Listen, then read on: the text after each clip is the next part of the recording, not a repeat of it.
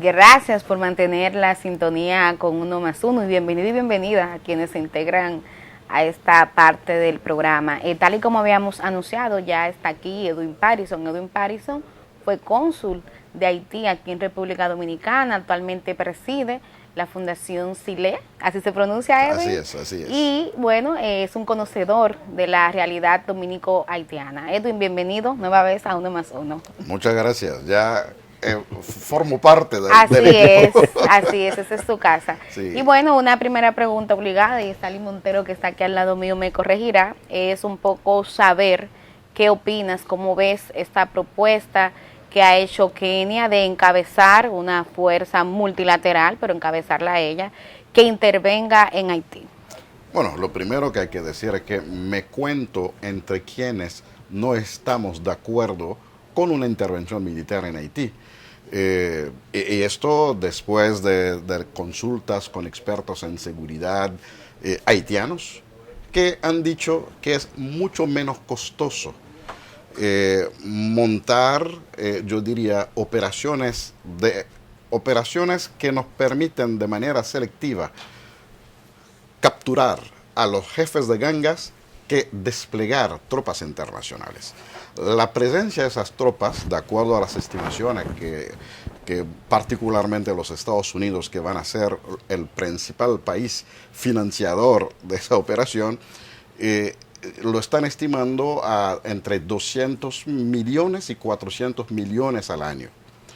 Y gente como el coronel Rebu en Haití, que siempre lo cito porque es una persona que ha demostrado su capacidad, fue jefe del cuerpo de los leopardos desde Jean-Claude Duvalier, es un militar de carrera y que se ha convertido en un político de primer plano en Haití, ha ocupado varias funciones. Él tiene la autoridad para indicar qué es posible hacer en Haití con tal de enfrentar a las gangas. Y de acuerdo a él, por ejemplo, la policía haitiana, a pesar de esas debilidades institucionales, que ya sabemos, cierto nivel de complicidad de agentes policiales con los jefes de gangas o con miembros de ganga, pero su visión es que aún tenemos la capacidad de reorganizar a la policía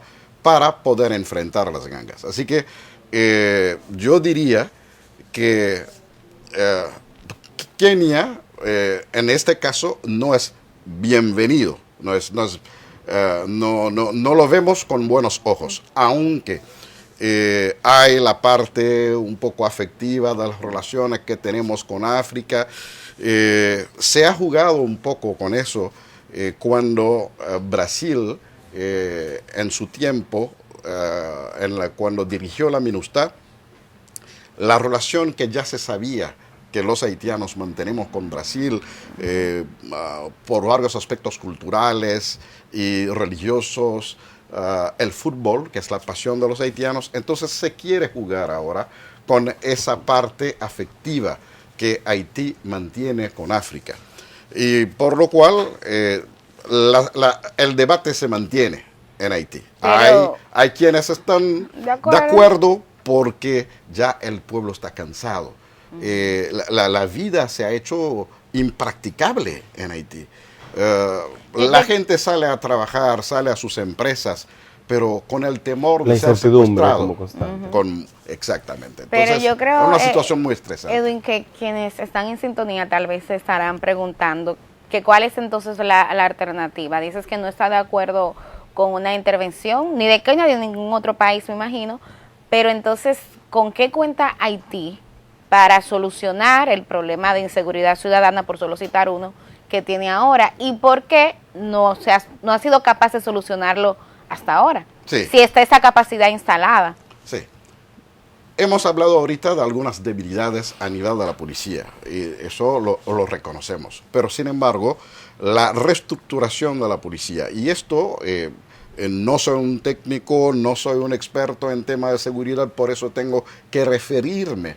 Y lo hemos hecho, he estado en Haití, he consultado con quienes tienen la capacidad de orientarnos como país. y han hecho propuestas públicas. Por ejemplo, hemos hablado ahorita de operaciones selectivas y voy a dar 2 ejemplos. En el 2004, los Estados Unidos llegaron a Haití, se llevaron a un presidente democráticamente electo y que estaba todavía en ese momento con alto nivel de popularidad. Así es. ¡Pam! Se lo llevaron. ¿Por qué no pensar? No estoy justificando esto, lo hemos rechazado, pero ¿por qué no pensar en operaciones así tan selectivas, con apoyo de la misma comunidad internacional, apoyos que pueden ser apoyo logístico, en drones, en helicópteros? ¿Como lo que planteó Canadá? Como lo que planteó Canadá, exactamente.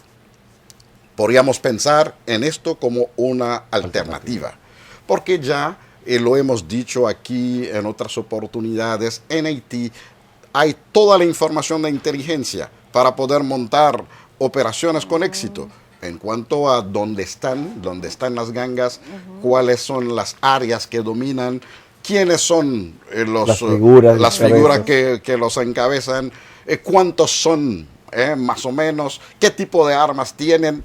Haití tiene toda esa información. ¿Y cuántos policías hay en Haití actualmente? 14.000, 15.000. 14.000. Sí. Y a nivel de ganga, o sea, ¿cuál es la fuerza que se calcula?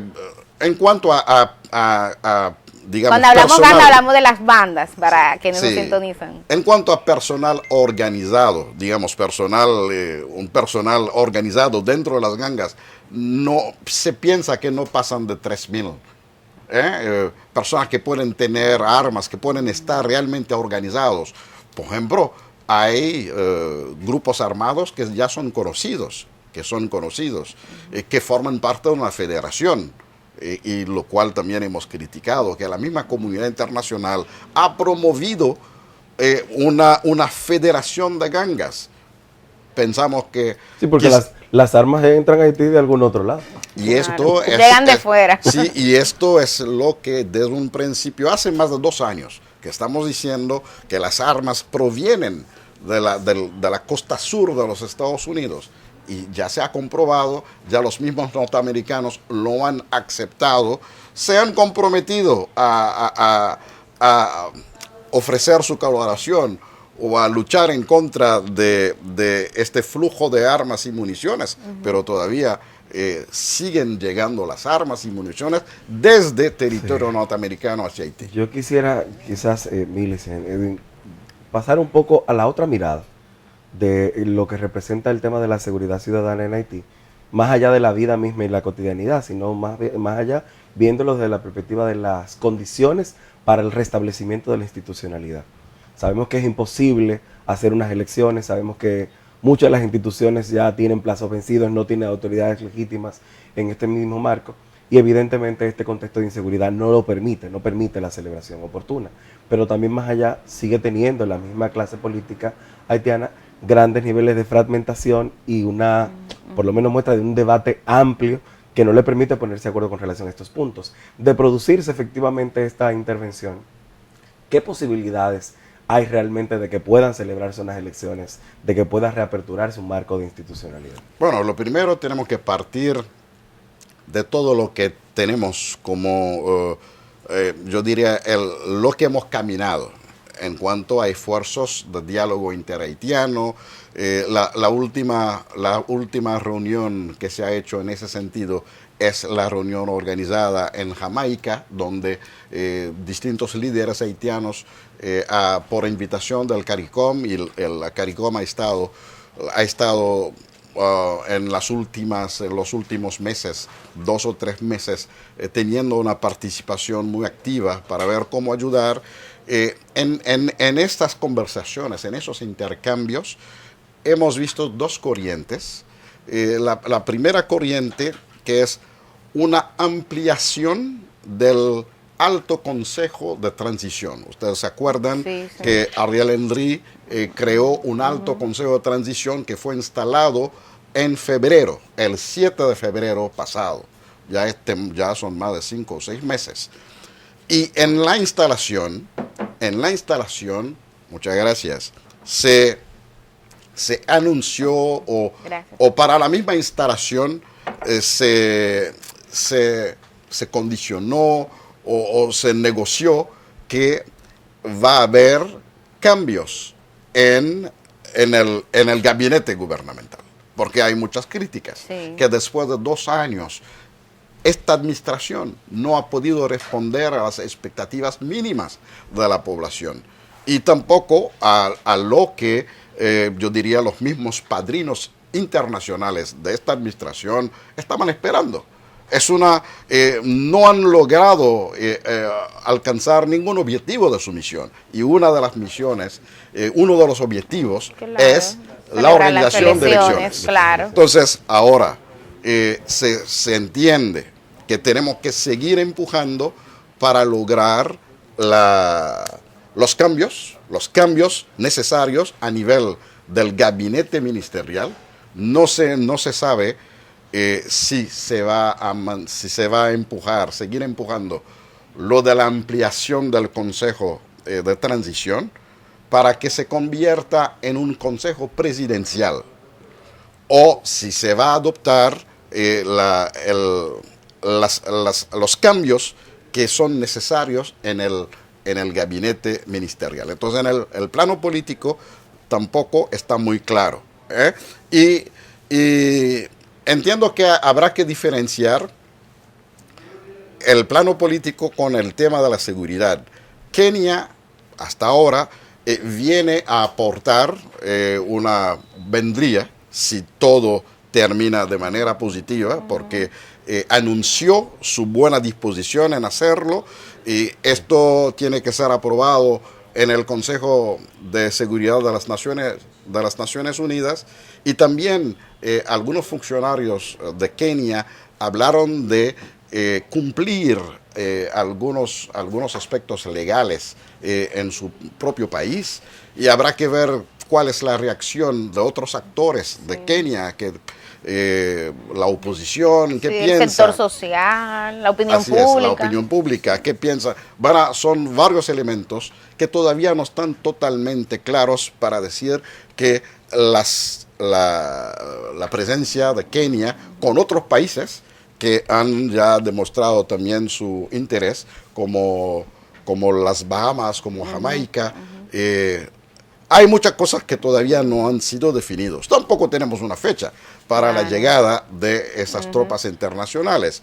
Y Kenia condicionó su presencia a una misión de evaluación que está prevista para la mitad de este mes. Exacto. Quizás entre el 15 o 17 de agosto van a enviar una misión tanto en Haití como en los Estados Unidos. Hay una aprensión, Edwin, que comparten quienes están a favor y en contra de una intervención, y es la posible reacción que desde el punto de vista de la seguridad pudiera tener, o sea, que haya más violencia, que haya levantamientos, enfrentamientos, un poco que conociendo y teniendo la experiencia anterior, ¿qué piensas tú que pudiera pasar en términos de seguridad en caso de que se produzca esa intervención?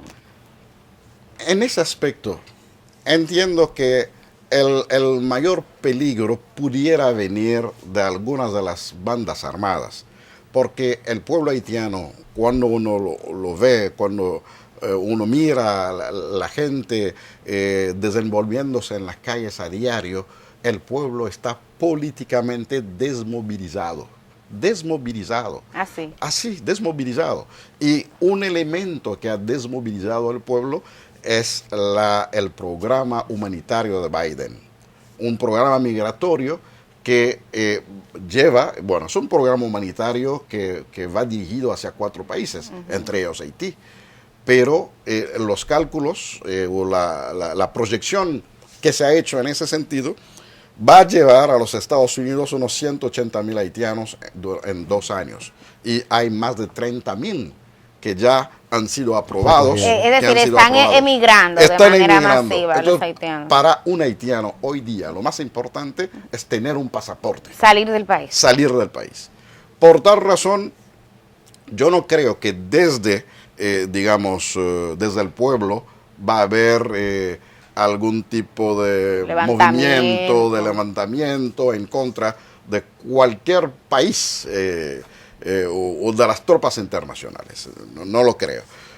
A ver si se da algún tipo de resistencia de parte de los grupos armados. Eso habrá que esperar. Yo creo que también sería interesante que compartas con la audiencia de Uno Más Uno la situación que vive Haití al día de hoy. O sea, nos llegan informaciones, pero en tema de inseguridad alimentaria, de delincuencia, de violencia, con grupos específicos. Por ejemplo, esta semana el periódico El País publicaba un reportaje del tema de la violación que sufren mujeres y niñas en Haití. O sea, el día a día del haitiano y de la haitiana al día de hoy, Edwin Parisson. Sí, lo decíamos hace unos instantes. La gente sale a trabajar y se pregunta si va a regresar, porque definitivamente pueden ser secuestrados, a pesar de que esos problemas de inseguridad lo tenemos mayormente en lo que llamamos en Haití la República de Puerto Príncipe. La capital. Es la capital, es la el capital. Centro. Definitivamente, pero en otras ciudades yo tengo bastante tiempo que no voy hasta Puerto Príncipe, pero sí voy a dar conferencias en el norte, en Cabo Haitiano. Hay unos jóvenes que están organizando ahora para la otra semana una feria del libro en la ciudad fronteriza de Guanamet. La vida se mantiene. Pero ese dato es interesante, es básicamente en la capital, sí, donde sí, reside esta situación. Exactamente, es mayormente en la capital. Hay algunas zonas del interior del país, como Savien, que es una zona del Artibonito, donde hay una ganga, que es una ganga bastante influyente, y que en algunas ocasiones han tenido operaciones muy crueles, pero son situaciones un poco aisladas, porque ha habido una migración de mucha gente desde Puerto Príncipe hacia las ciudades del interior. Los desplazamientos de los conflictos violentos. Sí, que suceden también a nivel interno, no sí, solo externo. Mira, yo creo que, bueno, hemos hablado y por ahí iniciamos esta conversación de alternativas en materia de seguridad, pero quiero que también veamos la parte política.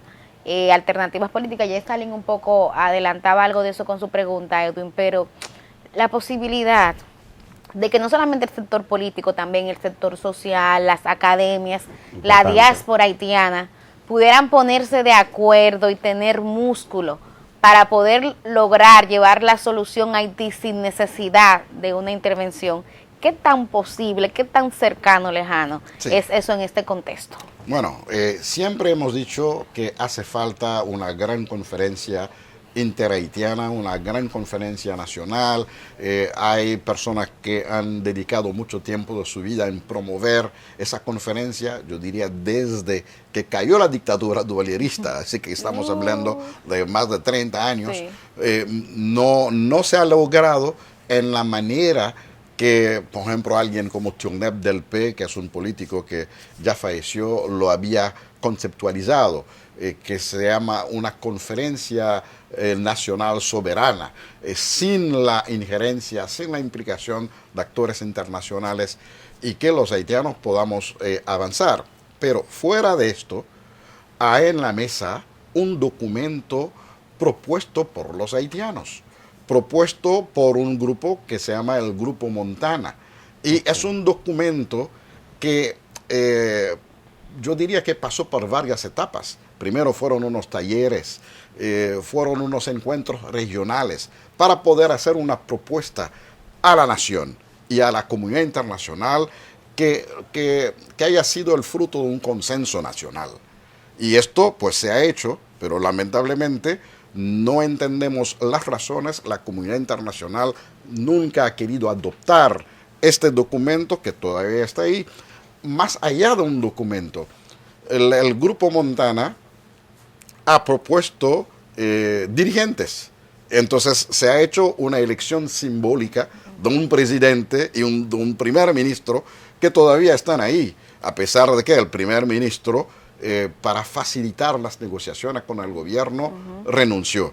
Pero el presidente electo en ese proceso simbólico del Grupo Montana todavía está ahí, es un economista, un intelectual muy prestigioso de nuestro país y que está a disposición de esos actores de la comunidad internacional que su presencia ha sido una presencia arropante, para no decir una injerencia clara en los asuntos internos desde las elecciones del 2010, cuando impusieron a una figura como Michel Martelly, que vino por accidente de la historia a ser presidente nuestro. Bueno, gracias Edwin por esta conversación en esta mañana.